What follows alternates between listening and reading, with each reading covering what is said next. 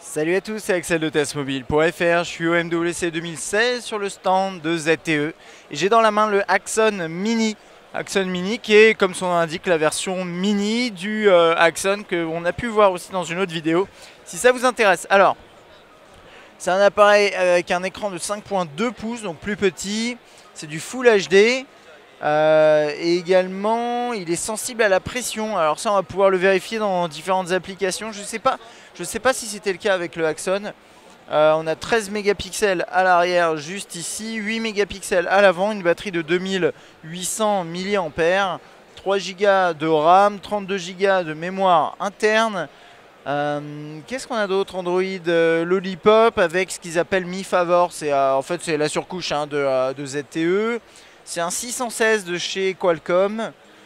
Je pense c'est à peu près tout. Il est dual SIM, je sais pas si je l'ai déjà dit. Et ça va être tout à peu près pour ça. On va se concentrer sur le design et puis bien sûr on va regarder aussi tout ce qui est interface parce qu'il y a peut-être des fonctions un peu intéressantes, notamment au niveau de l'écran qui est sensible au toucher, enfin sensible à la pression. Ça je trouve ça plutôt, ça peut éventuellement être pratique. Donc là voilà, on a même type de design que sur le Axon avec un côté un peu bling. Alors là c'est peut-être la version premium édition hein, au niveau du design. Donc vous aurez peut-être pas celle-ci dans le commerce si vous êtes éventuellement intéressé. Un produit qui est assez fin. J'ai pas les dimensions sous les yeux. Mais vraiment, ouais, vraiment plutôt fin, plutôt léger. Donc ça c'est pas mal du tout. Puis à l'arrière voilà comme ça avec l'espèce de simili-cuir qui juste en haut hein, vous le voyez. Voilà. Et la double optique ici aussi, hein, je vous ai pas parlé de l'appareil photo, il me semble que j'ai dû zapper ça, ouais. 13 mégapixels, 8 à l'avant et il y a une deuxième hein, quand même. Donc je l'ai... Ah non, c'est le flash. Ouh, pardon, excusez-moi.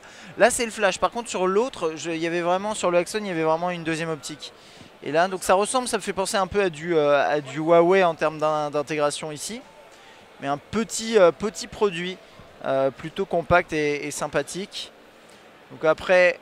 Moi je pense qu'on va surtout se focaliser sur le système de pression. Est-ce qu'on peut l'avoir? Alors il y a Perfect Piano, normalement ça utilise la pression. Je sais pas si effectivement... Ah là ça va être compliqué de s'en rendre compte. On va quitter ça, on va voir s'il y a autre chose qui permet de checker la pression. Sinon de toute façon on va rentrer un petit peu dans l'interface. J'aimerais bien voir aussi à quoi ressemble cette interface. Ouais, c'est à peu près ce qu'on a sur le Axon également. Ça ressemble un petit peu à du Android brut, mais remanié, hein, bien entendu. Bon, l'appareil photo, tant qu'à faire, c'est toujours intéressant. Ah, là, avec un mode qui est... C'est différent. C'est différent. Est-ce qu'il y a des options quand même? Ouais. Sur le côté, là, on peut aller chercher des différentes options manuelles. Avec un peu plus de settings ici. Voilà, vous voyez, ça c'est pas mal. J'aime bien ce genre d'implémentation. C'est toujours agréable. Ok.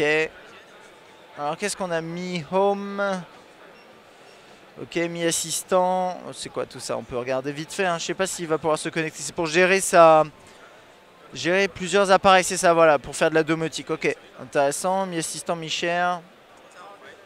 Flashlight. La galerie qui ressemble à ça. Plutôt propre. Hein. Honnêtement, l'interface est sympa. Ça doit être pareil pour la musique. Hein. Ouais, c'est le même genre. Ok. Vidéo, calendrier. Voilà. En fait, c'est du classique. Je trouve que toutes les interfaces au final se ressemblent dans la mesure où elles suivent pas mal quand même les guidelines Material Design. Et c'est bien. Mais en même temps, ça fait qu'on a plein d'interfaces qui se ressemblent. Retail Show, ça on s'en fout. Non, j'ai pas l'impression qu'il y ait... Où est-ce qu'elles sont les applications qui permettent éventuellement... Ça va pas être Touchpal. Touchpal, c'est le nom du clavier. Ok. Alors ça va peut-être être ça. Non, ça c'est pour clean la RAM, je crois. On peut essayer ça vite fait. Puis sinon, je vais demander à quelqu'un, comme ça au moins on pourrait éventuellement regarder ça. Mais concrètement, à quoi ça sert la pression? Normalement, c'est... On va voir si ça marche. Ça permet normalement, par exemple, si vous appuyez fort sur... On peut aller voir dans les paramètres d'ailleurs. Hein. Peut-être il y a des trucs qui m'échappent. Probablement d'ailleurs. Gesture and Motion. Ça sera peut-être a priori dans Gesture and Motion ou dans Display peut-être. Motion. Non. On peut aller voir dans Display. Ouais, je vois pas les options.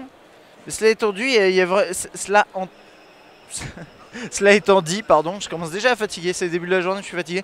C'est un écran 5.2 pouces avec, il est avec possibilité d'avoir la pression qui est détectée. Vous savez quoi, je vais demander et puis on se retrouve dans une minute.